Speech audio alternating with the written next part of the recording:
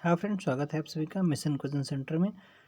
इस वीडियो में बात करेंगे जो एक प्रकाश चैप्टर है साइंस का इम्पोर्टेंट क्वेश्चन यहाँ से क्या क्या बने।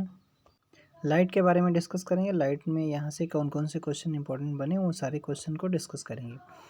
तो यहाँ पर देखना पहले कुछ चीज़ें हैं कि इसमें आपका ये चीज़ें पता होना चाहिए और इसमें मतलब कौन सा वैज्ञानिक है, कौन से सिद्धांत उसने दिया है। तो न्यूटन जी ने कहा था कि प्रकाश का कणिका का सिद्धांत दिया था। मतलब एक प्रकाश फोटॉन के रूप में चलता है, इस तरीके से उन्होंने बताया था।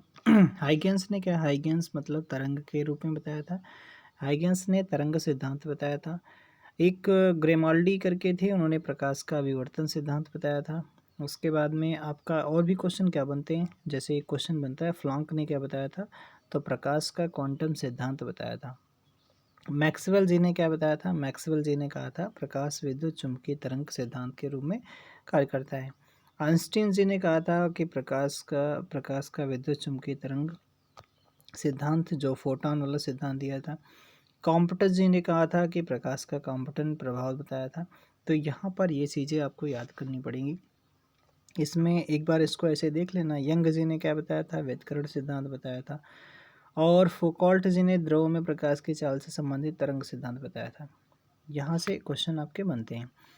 फिर उसके बाद में यहाँ से एक आध क्वेश्चन ऐसे बन सकता है, पूछा भी गया कई बार कि आपका निर्वात में प्रकाश की चाल कितनी होती है, तो प्रकाश की चाल 3 × 10⁸ मीटर पर सेकेंड होती है। पानी में अगर पूछे तो 2.25 × 10⁸ मीटर पर सेकेंड होती है। बस दो ही याद कर लो काफ़ी है, बाकी तो एग्जाम में नहीं पूछेंगे। तारपीन का 2.04 × 10⁸ मीटर पर सेकेंड होता है। वायुमंडल अगर पूछे तो जस्ट वही हो जाएगा, ठीक है, 3 × 10⁸ मीटर पर सेकेंड स्क्वायर सेकेंड हो जाता है। यहाँ से कुछ एक आध क्वेश्चन और बनते हैं आपका, जैसे क्या बनते हैं भाई, अपूर्णांक अगर पूछेगा तो वायु का कितना 1 होता है, जल का 1.33 होता है, हीरा का 2.42 होता है। और इसमें क्वेश्चन कुछ नहीं पूछा है, तो अब सीधे क्वेश्चन पे ही चलेंगे, क्वेश्चन पे ही चलते हैं, क्या क्या क्वेश्चन पूछे गए उन सारे क्वेश्चन को डिस्कस कर लेते हैं। तो यहाँ से पहला क्वेश्चन आपका स्टार्ट होता है, कहता है कि जिस सामग्री से रोशनी पारित हो सके उसे क्या कहते हैं, उसे ट्रांसपेरेंट कहते हैं। ये कैसा क्वेश्चन, नॉर्मल क्वेश्चन पूछा गया एनटीपीसी का एग्जाम में। निर्वात में प्रकाश का वेग कितना होता है, तो 3 × 10⁸ मीटर पर सेकेंड होता है। प्रकाश तरंगे होती हैं, कैसी होती हैं, तो विद्युत चुम्बकीय तरंगे होती हैं, प्रकाश चुम्बकीय जो तरंगे होती हैं। उसके बाद में प्रकाश सबसे तेज़ गति से यात्रा करता है, निर्वात में करता है। कई बार आपने पढ़ा होगा इसको, ठीक है, रिपीटेड क्वेश्चन है यहाँ पे। एक और क्वेश्चन है कि प्रकाश का क्वांटम सिद्धांत किसने, जस्ट अभी पढ़ा था प्लॉन्क जी ने, ठीक है, किसने, प्लॉन्क जी ने दिया था।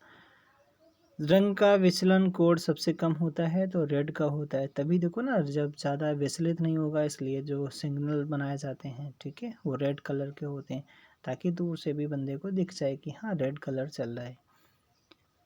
प्रकाश एक अनुप्रस्थ तरंग है, साबित करती हुई एकमात्र घटना कौन सी है, तो ये ध्रुवीकरण हो जाएगा। ध्रुवीकरण ये जो आपका एक घटना होती है, ये दर्शाती है कि प्रकाश एक अनुप्रस्थ तरंग होती है। सूर्य की रोशनी को उसके संघटक रंगों में विभाजित कर सकता है, प्रिज्म ही कर सकता है। दूसरा आपको बताना है कि प्रिज्म में सबसे पहली बार ये किसने देखा था कि सूर्य के प्रकाश में 7 कलर होते हैं, और ये बताया था सर आइजैक न्यूटन जी ने बताया था। सूर्य द्वारा उत्सर्जित प्रकाश का रंग होता है, तो ये कैसा होता है, वाइट होता है। कैसा होता है, सफ़ेद होता है। चलो अगले क्वेश्चन पे चलते हैं। अगला क्वेश्चन क्या पूछ रहा है, अगला क्वेश्चन कहता है कि वे वस्तुएं जो खुद प्रकाश उत्पन्न नहीं करती हैं उन्हें क्या कहा जाता है, तो उन्हें अप्रदीप्त वस्तुएं कहा जाता है। क्या कहा जाता है, अप्रदीप्त वस्तुएं कहा जाता है। वस्तुएं जो अपनी रोशनी स्वयं उत्पादित करती हैं उन्हें चमकदार वस्तुएं कहते हैं, चमकदार वस्तुएं कहा जाता है। हमें घास का रंग हरा दिखाई देता है क्योंकि यह हरे रंग के प्रकाश को वापस हमारी आंखों पर परावर्तित करती है, इसलिए क्या होता है, हरा दिखाई देता है।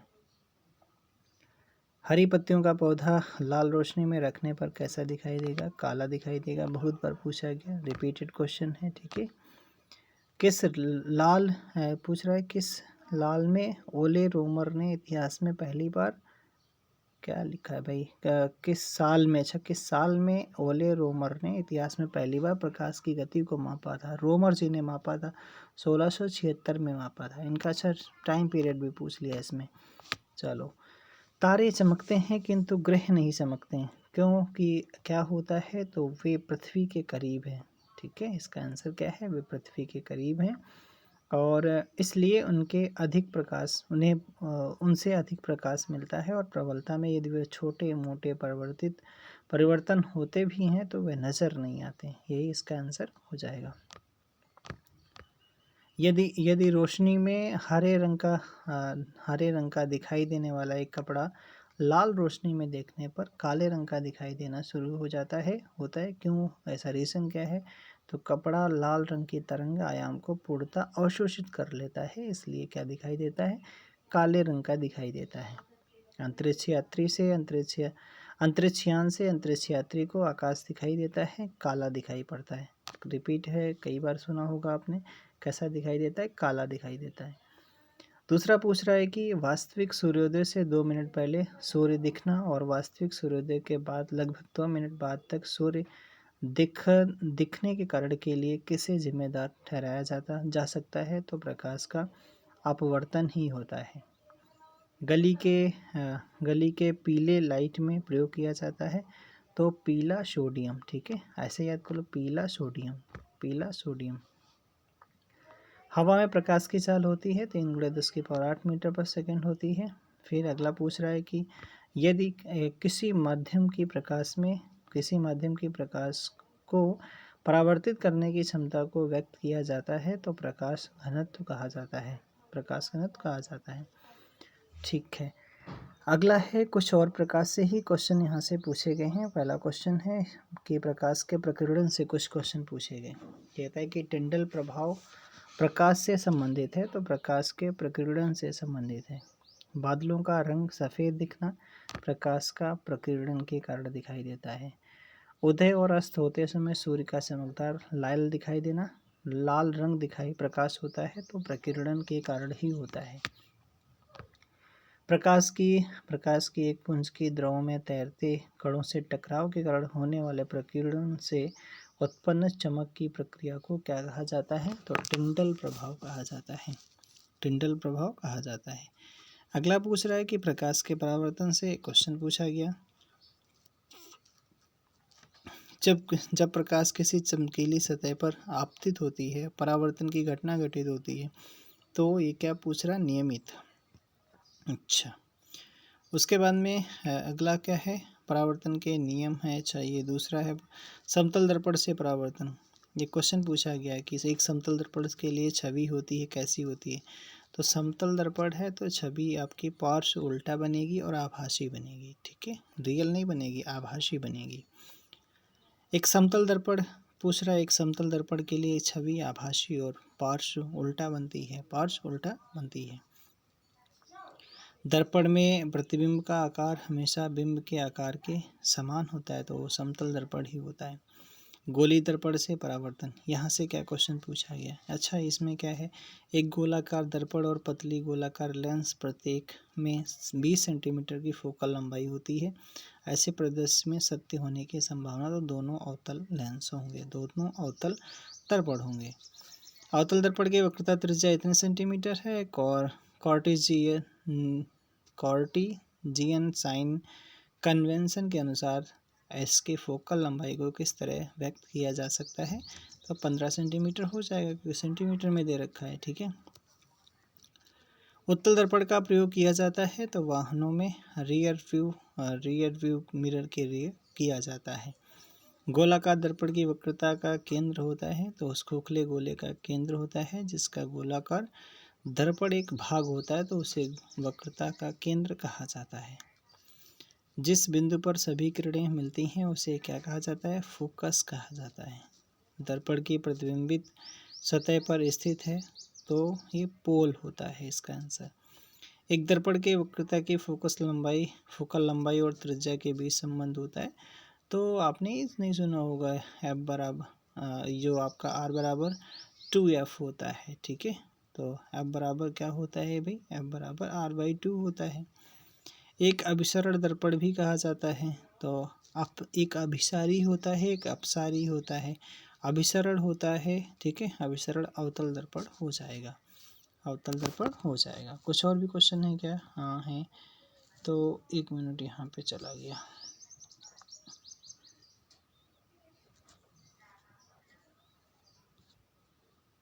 हाँ, पूछ रहा है कि समतल कह रहा है दर्पण समीकरण के संबंध में सही कथन है। तो सभी दूरियों को दर्पण के ध्रुव से मापा जाता है, मतलब स्टेटमेंट दे रखा होगा उसने। उसके बाद में पूछ रहा है कि एक वक्रीय दर्पण जिसमें परावर्तन सतह अंदर की ओर वक्रीय होती है उसे क्या कहते हैं? तो अवतल दर्पण होता है। गोलाकार दर्पण की प्रतिबिंबित सतह के केंद्र को कहा जाता है पोल कहा जाता है या ध्रुव कहा जाता है। तो ध्रुव कहा जाता है। यदि आप एक दर्पण में देखते हैं और पाते हैं कि छवि आपका जो है आपसे छोटा है, तो दर्पण का आकार कैसा होगा? उत्तल होगा, ठीक है, उत्तल होगा दर्पण। गोली दर्पण की अवधारणा प्रकाश का परावर्तन से संबंधित है। वाहनों में अपनी व्यापक दृष्टि क्षेत्र के लिए दर्पण पीछे देखने के उपयोग में उत्तल दर्पण होता है, ठीक है। एक गोलाकार दर्पण की वक्रता त्रिज्या r है। फोकस दूरी पता करनी है, तो कुछ नहीं करना है, इसमें बटे में 2 लगा दो, आगे लिख दो f लिख दो, फोकल दूरी हो जाएगी। गोलाकार दर्पण जिसकी परावर्तक सतह बाहर की ओर उभरी होती है, तो बाहर की ओर उभरी मतलब उत्तल दर्पण हो जाएगा, ठीक है। ऊ से मतलब उत्तल, ऊ से मतलब उभरा हुआ, ठीक है, उभरा हुआ। दर्पण कारों की हेडलाइट में प्रयोग किया जाता है, तो अवतल हेड और लाइट, हेड हेड, ठीक है, हेड और लाइट, तो अवतल दर्पण। एक उत्तल दर्पण के सामने कोई वस्तु रखी जाती है, प्रतिबिंब बनेगा उसका, तो ध्रुव और फोकस के बीच में आभासी बनेगा। उत्तल पूछ रहा है भैया, ठीक है, सीधा बनेगा और छोटा बनेगा, ठीक है, उत्तल में छोटा बनता है। किसी गोली दर्पण की परावर्तक सतह का केंद्र बिंदु वह बिंदु है जिसे कहा जाता है, तो उसे ध्रुव कहा जाता है। यदि किसी दर्पण की फोकस दूरी, फोकल लंबाई 15 सेंटीमीटर है, 15 प्लस दिया है, तो यह हो जाएगा, तो उत्तल दर्पण हो जाएगा, प्लस में दे रखा है फोकस दूरी। एक वस्तु को एक अवतल दर्पण के सामने उसके फोकस बिंदु और वक्रता केंद्र के बीच में स्थित एक बिंदु पर रखा गया है। निर्मित होने वाली छवि होगी तो वास्तविक और उल्टी होगी, ठीक है। अगला पूछ रहा है एक वस्तु को एक उत्तल दर्पण के सामने अनंत और दर्पण के ध्रुव के बीच में स्थित एक बिंदु पर रखी जाती है, तो आभासी और छोटा होगा। और फिर उसके बाद में दर्पण में प्रतिबिंब आभासी सीधा बिंदु के साइज का बनता है, तो उत्तल दर्पण हो जाएगा।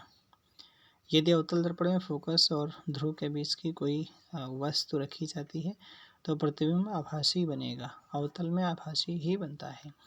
उत्तल दर्पण की फोकस दूरी होती है धनात्मक होती है, हमेशा कैसी होती है? धनात्मक ही होती है। कुछ और क्वेश्चन बचे हैं, थोड़े हैं, ज़्यादा नहीं। जब किसी वस्तु को एक अवतल दर्पण के सामने अनंत पर रखा जाता है, तो उसका प्रतिबिंब फोकस पर बनेगा।